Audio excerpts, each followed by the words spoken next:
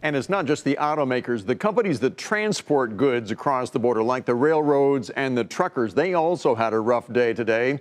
The concern there is that a heightened dispute with Mexico could further dampen volumes. They've been already hit by the trade war with China. Frank Holland has that part of the story for us. 85% of the nearly $350 billion in goods imported from Mexico into the U.S. last year came in on trucks and on trains. And those industries expect to see a major impact if new tariffs go into effect on June 10th. Well, if they're put into place, there are significant negative implications.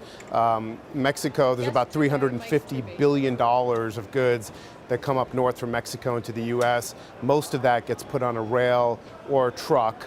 And so the implications for the transportation sector vis-a-vis freight flows, frankly, are extremely negative.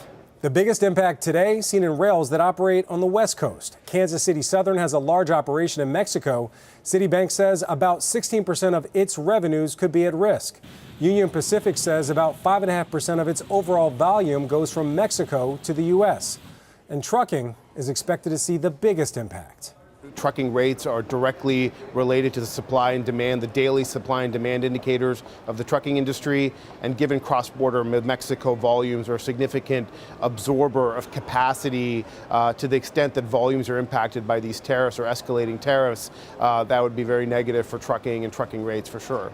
Those rates have fallen 18% since last April. That's largely because of the trade war with China and how it slashed U.S. exports, cutting down the goods that truckers are hauling. Analysts say another set of tariffs could put smaller operators out of business. For Nightly Business Report, I'm Frank Holland.